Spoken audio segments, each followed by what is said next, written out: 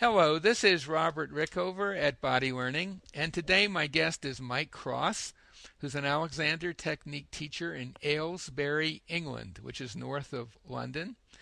And we're going to discuss today the whole question of how the Alexander Technique can be useful for working with children. This is an area that I personally, I don't have a huge amount of experience with, but Mike has, I think, done more work in this area than I have, and we're going to just talk about how, well, if you're a parent, what would be a reason for sending your child to an Alexander Technique teacher, for example? Do you want to address that question? Yeah, well, the Alexander work itself is not so useful for children as it is for adults. So if you're the parent of a child who's got coordination problems, dyslexia, dyspraxia, I would certainly recommend having some Alexander work to help you understand what the cause of the problem is and how important good coordination is. So that as a parent, you know what it is that you're wanting to help your kid with, really. For children themselves, we use movement more, Robert. Mm-hmm. So for adults, the Alexander work is a question of saying no to your reaction to certain ideas and certain stimuli, and thinking out what we call giving directions, thinking out how you want to use yourself in a new way, and then finally going into movement. That part is important. So it's thinking and then going into movement. With children, the movement is really all important. So it's difficult to get them to say no and to think in such a considered way. But by doing certain movements, especially very slowly, that can help their coordination and development. What could you provide an example of something along those lines? Yeah. The really important movement that many children don't do is crawling on their hands and knees. That's if we're talking about children from 6 months after birth or onwards. Before that, in the first 6 months, what's really important, and Jennifer Callow picked this up on the interview that you did with her, Robert, is spending time on the tummy. Children don't spend enough time on their tummy because of the fear of cot deaths. Yes, and that's the point. And the interview was one with Jennifer Kello, which is also a podcast earlier on.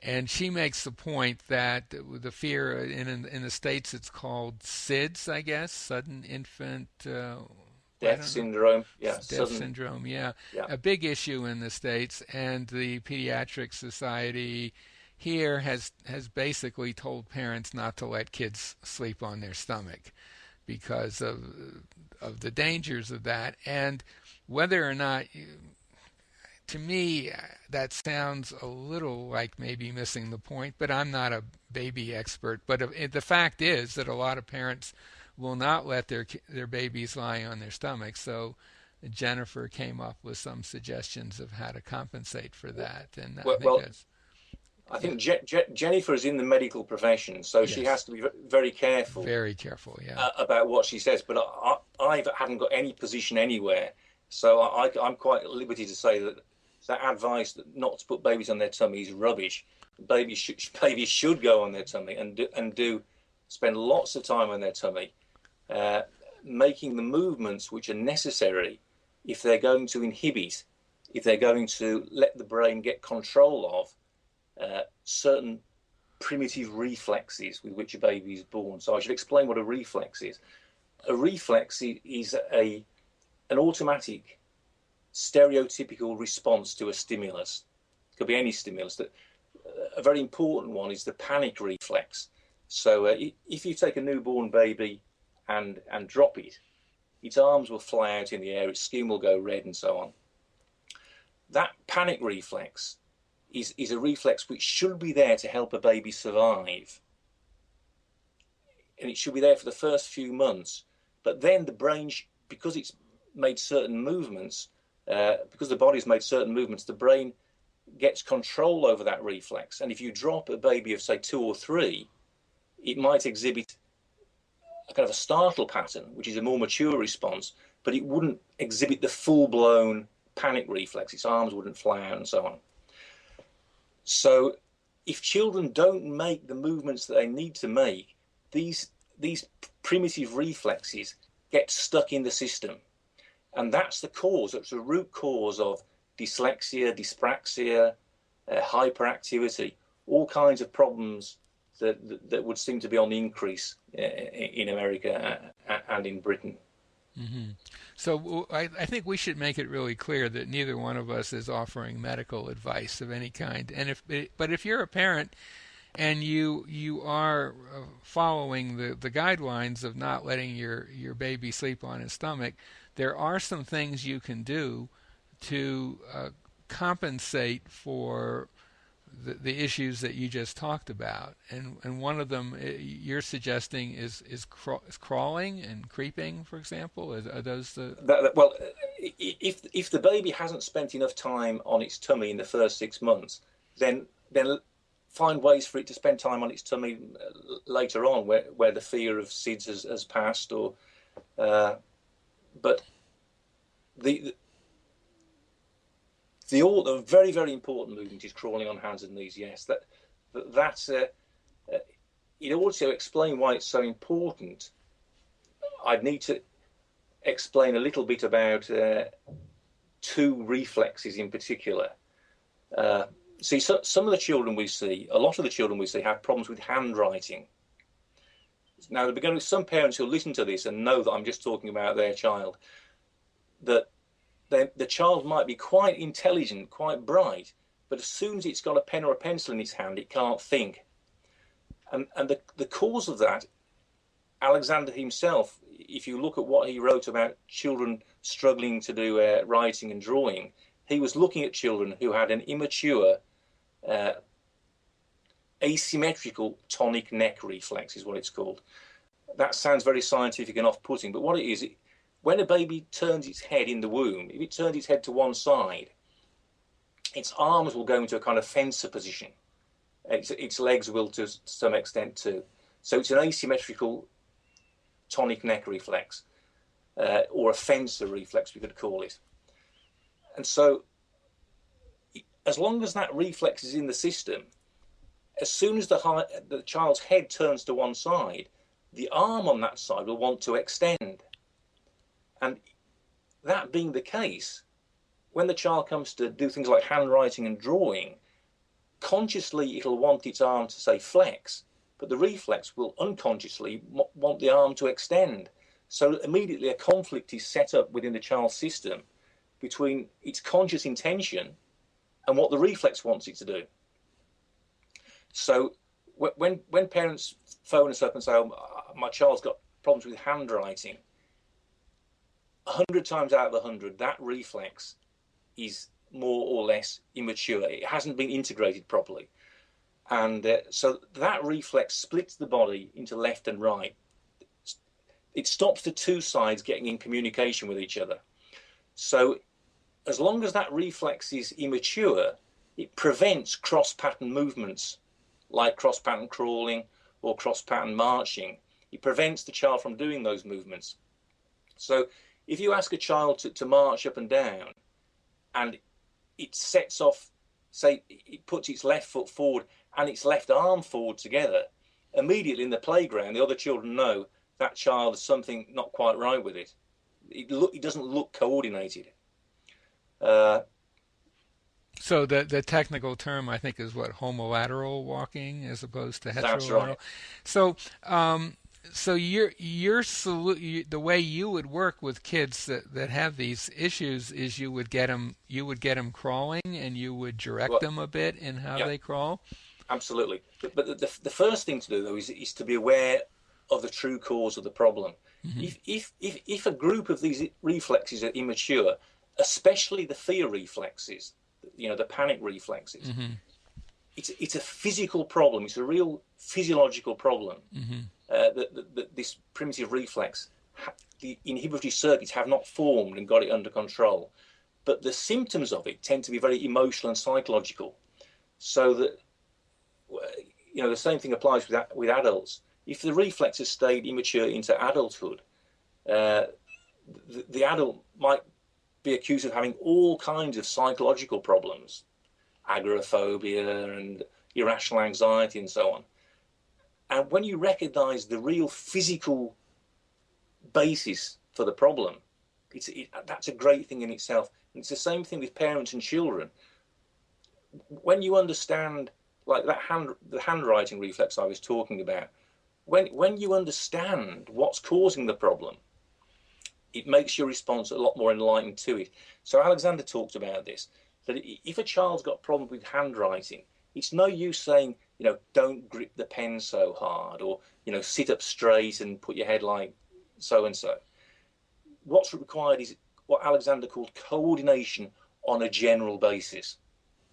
Mm-hmm. And part of that will be crawling on hands and knees, or doing movements on the tummy, or doing things to retrain the balance mechanisms of the inner ear. But it's Alexander's insight is what would come the first thing, to understand the cause of the problem, and then being reticent, reluctant to sort of dive in and try and change it without having really understood what the cause is. Okay. Now, I want to get back to a parent listening to this who might identify with the kind of symptoms that you've described, could see that in their kid. Yeah.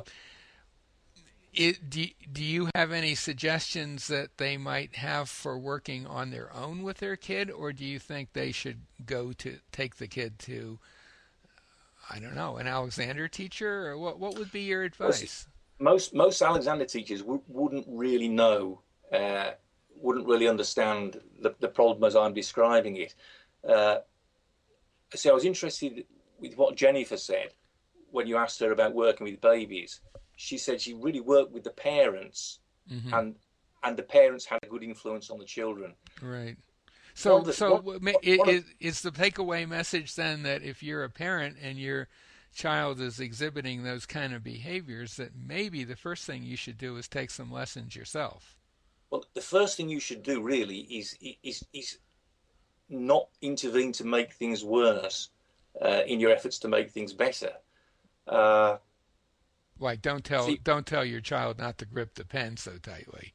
That's right. Because that's not going to accomplish anything useful. Exactly. Okay.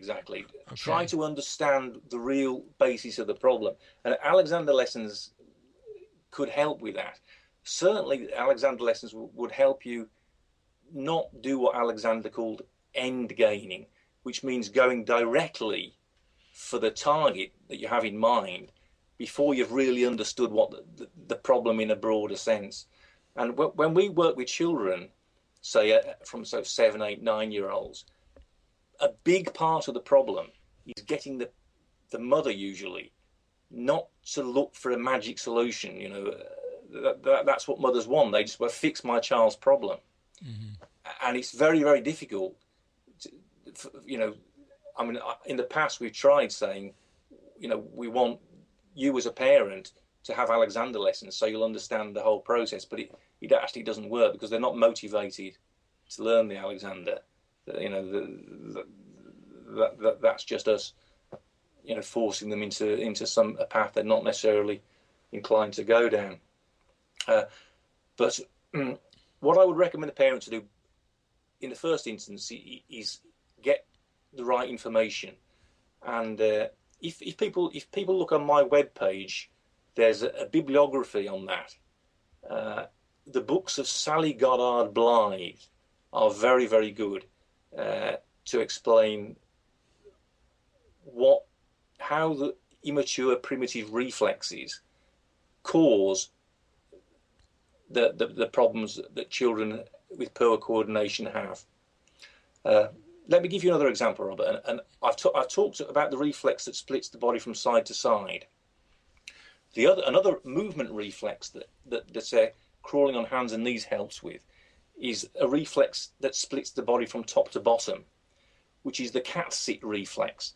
The baby usually exhibits after between about 6 and 7 months after it's been born.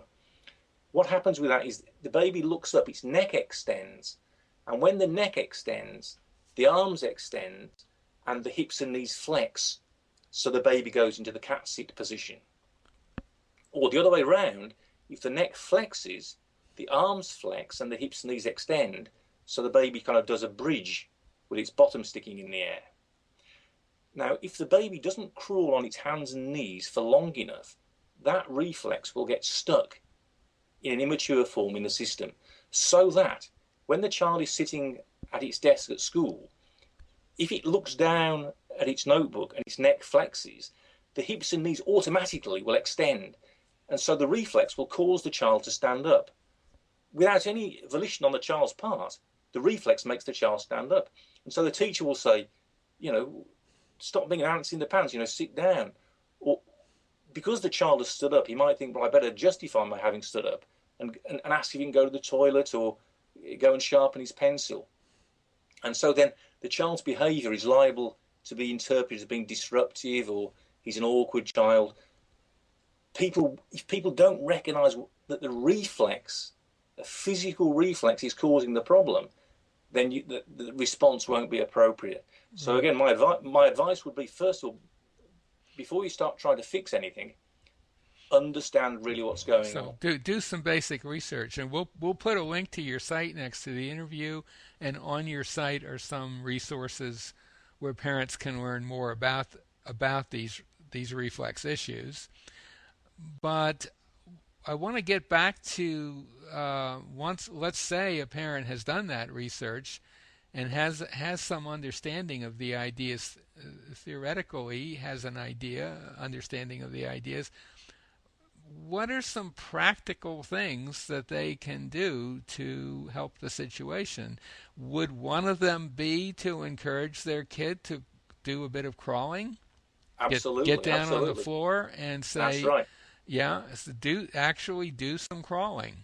Yeah, I mean, so you've got to make it a game, of course. Yeah, I mean that's. So I'd say to you, Robert, I'm a lion and you're a giraffe, and so I'm going to be looking up at the giraffe. That caused me to stretch the neck out and stimulate the reflex, and then I would be crawling after you slowly and then fast. Then we'd switch around. I'd be the giraffe, you'd be the lion. That kind of, use your imagination to make crawling fun. So you want to do something that'll cause the rate of crawling to change from slow to fast to slow again? Yeah, the main thing is for them to crawl a lot. And it doesn't matter at varying speeds. Well, the varying speeds isn't necessarily important, but generally the slow movements are very good for giving the brain a chance to build up the inhibitory circuits that sort the reflexes out. So slow movement is quite powerful. Movements against resistance is powerful. So that you can make it a trial of strength, whether the child is crawling forward, pushing against you, resisting, or even crawling backwards when you've got your hands on its bottom, pushing it the other way. But it's very difficult to just to describe it like this, because another aspect is how the child is crawling.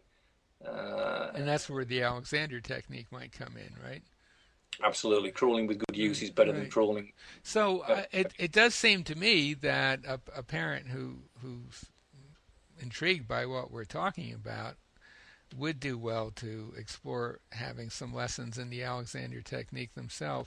Now, as you said, a lot of parents can't be bothered doing that, but maybe there's some that could. And one motivator might be that apart from all of these reflex issues that you've been talking about, one of the ways that kids learn patterns of posture and movement is by imitating adults that they're around. And if they're around their parents a lot, they're going to start copying those patterns. Alexander actually wrote about that in one of his books. He's writing, I guess, in the early part of the 20th century, and he's using a little bit somewhat archaic language, but he says, when parents go to choose a nursemaid for their kid, they go for the cheapest one, and that might not be the best way to do it, because really what they should be looking for in a caretaker, what a parent should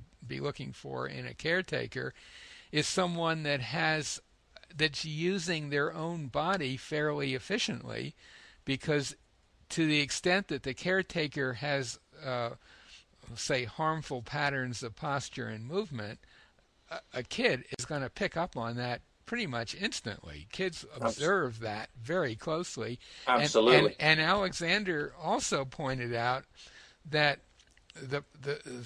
what makes it even more important is that kids are very quick at picking up on the most bizarre, harmful patterns. They go for the extremes.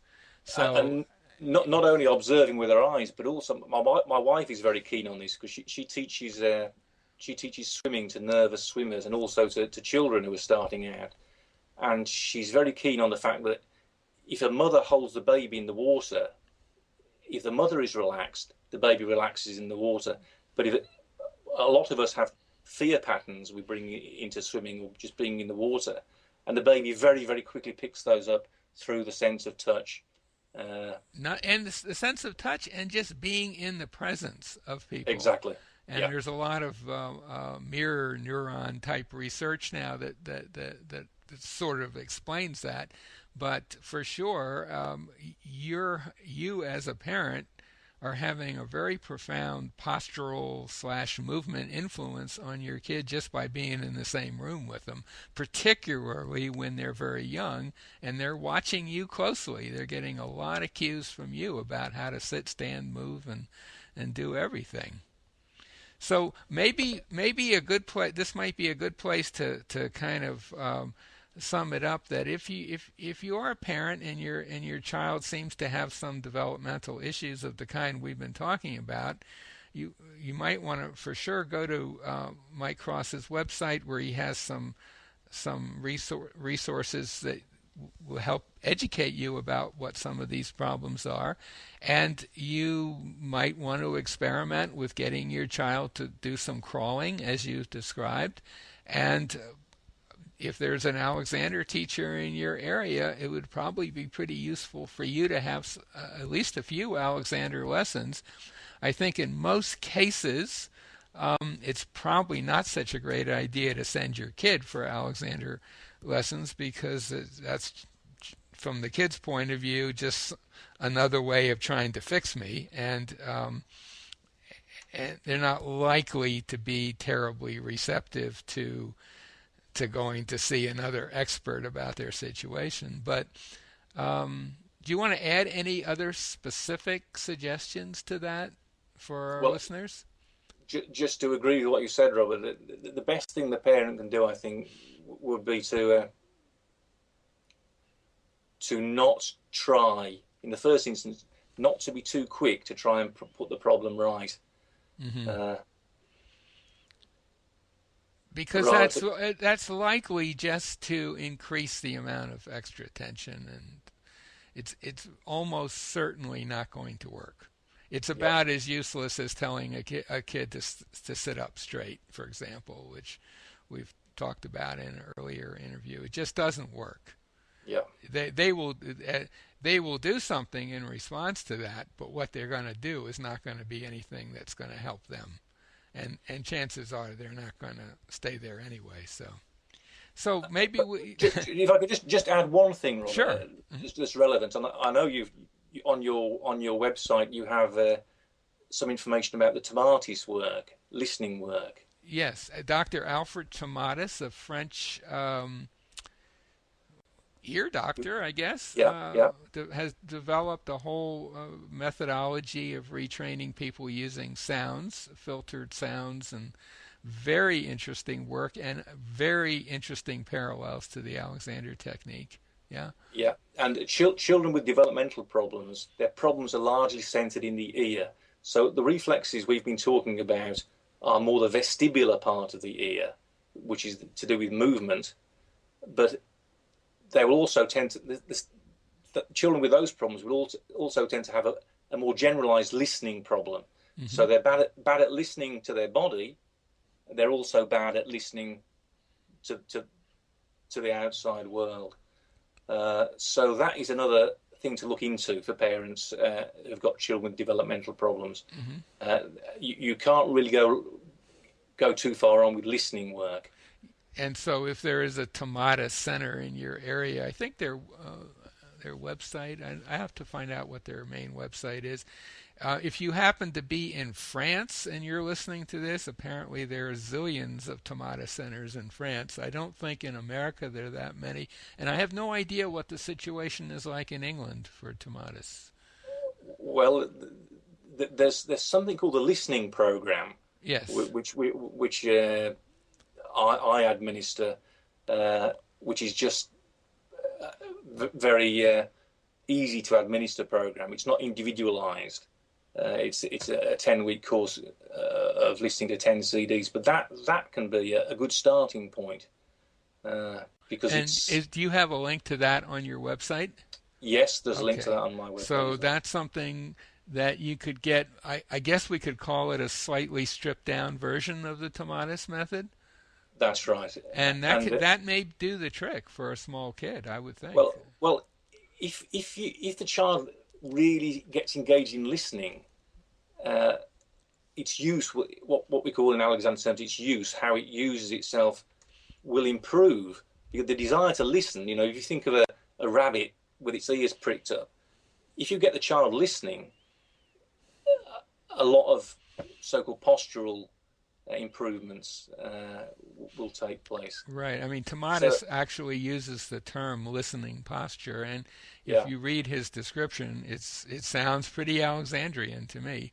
Yeah. So, absolutely. So again, if you're a parent and let's say there's no Alexander teacher nearby, you've read the material on Mike's site, see if you look into perhaps getting those CDs, or if there's a Tomata Center near you, taking your child for that program. If there's an Alexander teacher around, for sure that would be useful for you, the parent, and the teacher might even be able to give you some suggestions for helping your child, depending on the teacher. Most Alexander teachers don't particularly specialize in working with children, but some do. Every good Alexander teacher should be able to teach the parent the virtues of not end gaining, not Absolutely. Going directly, and that's what we're all to benefit from, isn't it, Robert? Absolutely. So I think probably we should end with that. My guest today has been Mike Cross, who's an Alexander Technique teacher in Aylesbury, England, and we've been talking about working with children with developmental issues or coordination issues and the like. Mike, thank you so much for being on the show. Thank you, Robert. It's been a great pleasure. Thanks a lot.